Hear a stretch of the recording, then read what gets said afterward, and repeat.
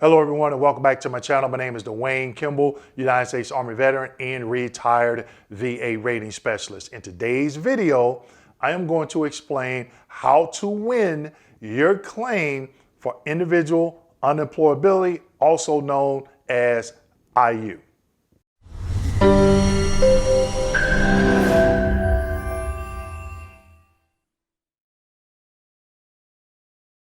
All right.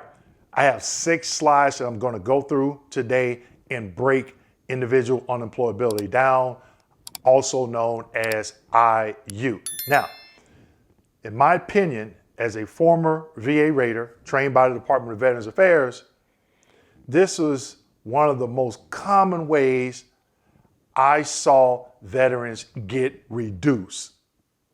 Their claims agent, VSO, or lawyer files a claim for IU on their behalf, they're accredited, and the veteran gets denied IU and then ends up with a proposal to reduce, or get denied IU and the rater confirms and continues all the conditions that they claimed IU for, okay? So again, I got 6 slides for you. I'm gonna go through and I'm gonna explain individual unemployability. One key note, if you have an accredited agent, lawyer, or VSO, and you're thinking about claiming IU, or they bring up IU and they do not discuss 1 or 2 things that I'm going to cover today, you might want to give you a moment of pause and say, wait a minute, do I have the right person representing me? Okay, so take notes, look at the M21-1 manual reference that I'm going to be showing, the name, documents, all that stuff I'm going to be talking about. Take notes. Watch this video once, watch it twice if need be. You need to understand this, okay? Let's go ahead and get into it. Slide number 1. Here in slide number 1, this is 38 CFR 4.16, covers individual unemployability. It states total disability ratings for compensation based on unemployability of the individual. Total disability ratings for compensation may be assigned where the schedule rating is less than total, meaning you're not 100%. When the disabled person is, in the judgment of the rating agency, those are raters, rating activity, unable to secure or follow a substantially gainful occupation as a result of service-connected disabilities. First thing, if you're claiming IU, it has to be due to service-connected conditions, not non-service-connected conditions. That could be a big issue. I've seen that before, okay? And it states, provided that if there is only one such disability, this disability shall be rateable at 60% or more. So for example, if you have PTSD or any other mental condition and it's at 70%, you meet scheduler for IU. Doesn't mean it's going to be granted, but according to this, you meet scheduler to move to the next stage, all right? And that if there are 2 or more disabilities, meaning you're claiming IU due to more than one disability, there shall be at least one disability rated at 40% or more and sufficient additional disabilities to bring the combined rating to 70% or more. So what does that mean? You have 2 conditions. Let's say one condition is at 60%, okay? And the other condition is at 50%, all right? Now, the overall evaluation will be more than 70%, and at least one of those conditions has to be at 40%, okay? So like I said, you have one at 60 and one at 50. Now you could have, let's say, one condition at 60, another condition at 50, and 2 other conditions at 10%, okay? And meet scheduler for IU. Doesn't mean it is a grant. So you need to understand 38 CFR 4.16. Now, again, if you have a representative and they are not explaining at a minimum this, that is a huge problem, and you might want to think about who's representing you, or maybe do it yourself if you so choose, okay? Because this gets veterans in trouble, All right, move right along. Slide number 2. M21-1, manual reference. Now, keep in mind, when I list a 38 CFR or an M21 manual reference, I may not be copying the entire CFR of the M21, okay? So you have the name and the number, so you can jot it down in your notes and go out and do more research, okay? So this M21 manual reference states addressing disabilities within scope of the IU claim. A claim for IU may not be freestanding claim, meaning it is a claim for increase in the service-connected conditions you state that prevent you from gainful employment. Okay, so IU in itself is not a standalone claim and must be associated with the evaluation of a current SC, service-connected condition, or an initial request for service connection for the underlying disabilities claim to cause unemployability. So the first one is straightforward. It has to be due to service-connected conditions. Now, let's just say you're not service-connected for anything and this is your initial claim. You can still claim IU. For example, I am claiming PTSD due to fear of hostile military terrorist activity. I am claiming a back condition due to me being awarded the parachute badge. I am claiming bilateral knee condition due to me being awarded the parachute badge. I am claiming tinnitus due to acoustic trauma while serving in combat. I am claiming migraines secondary to my claimed tinnitus, okay?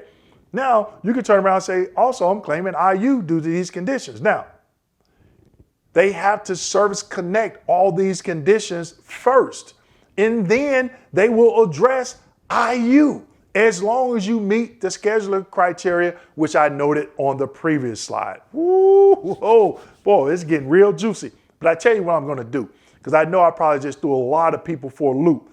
I am going to put together a 1-hour session, Zoom, I'm going to do it live, for free, and we will talk about, or I will answer your questions as it pertains to IU, individual unemployability. Now, this free session, I'm not taking any other questions about any other VA claims process. We are going to only be discussing IU.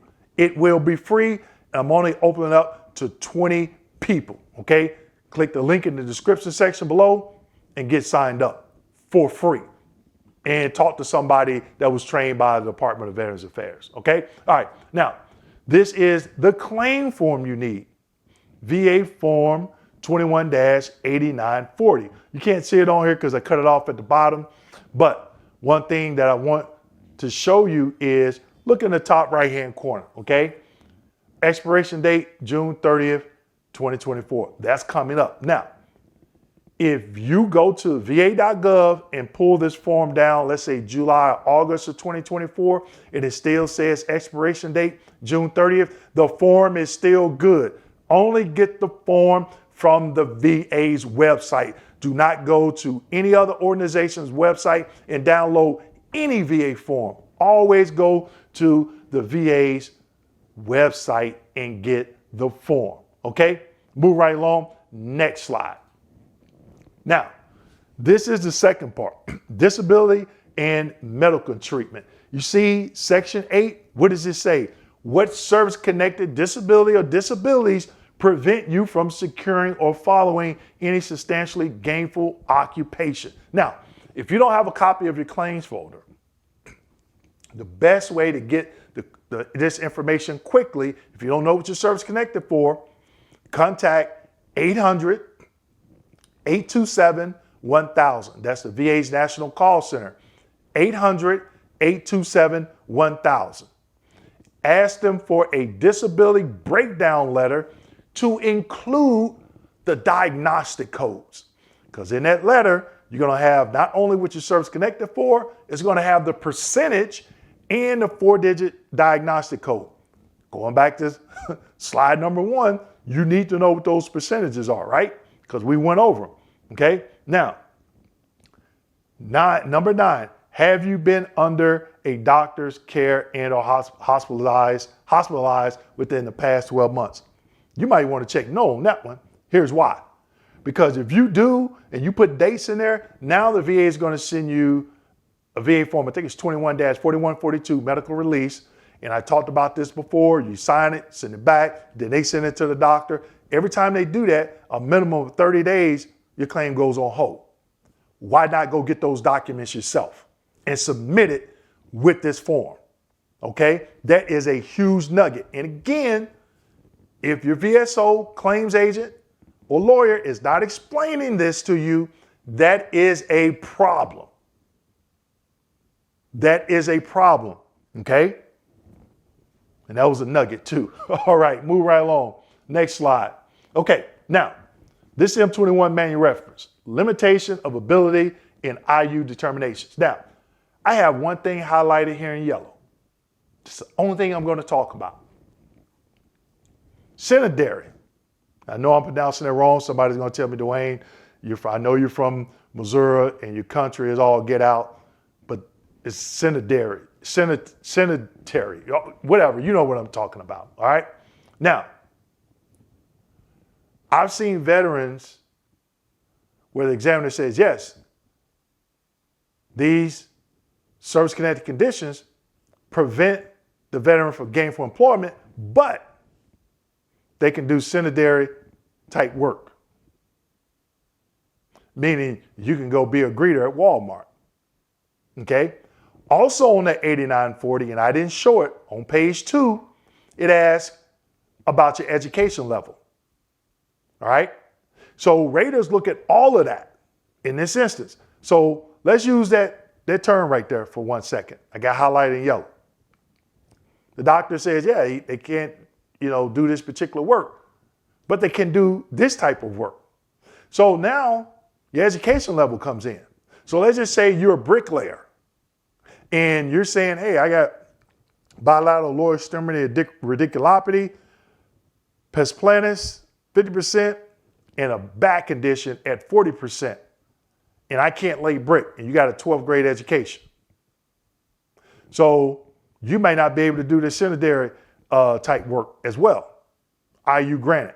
But let's just say you have a PhD and you've been a professor, right? And you're claiming migraines, maybe a possible knee condition, whatever.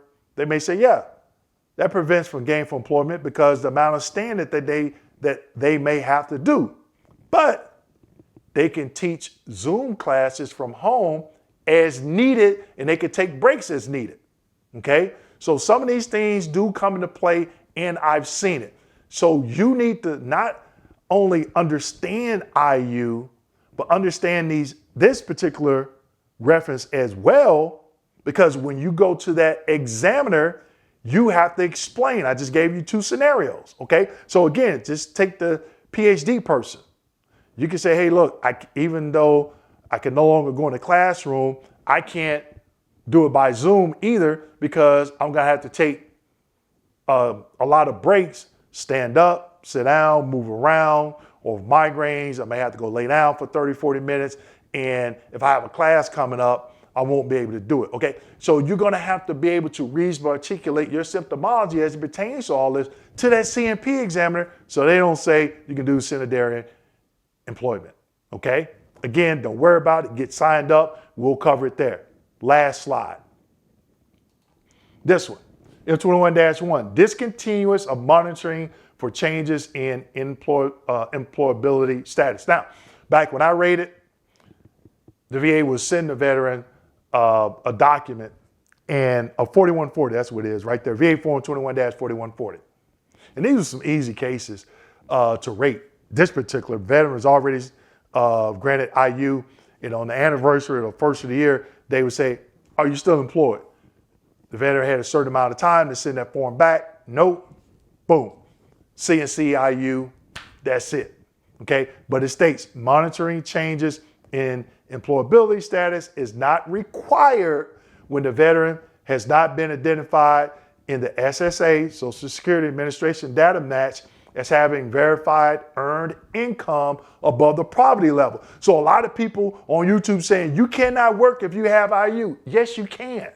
I've seen veterans do it as a rater trained by the VA. but you can't make more than the poverty level. So you got to find out what that is.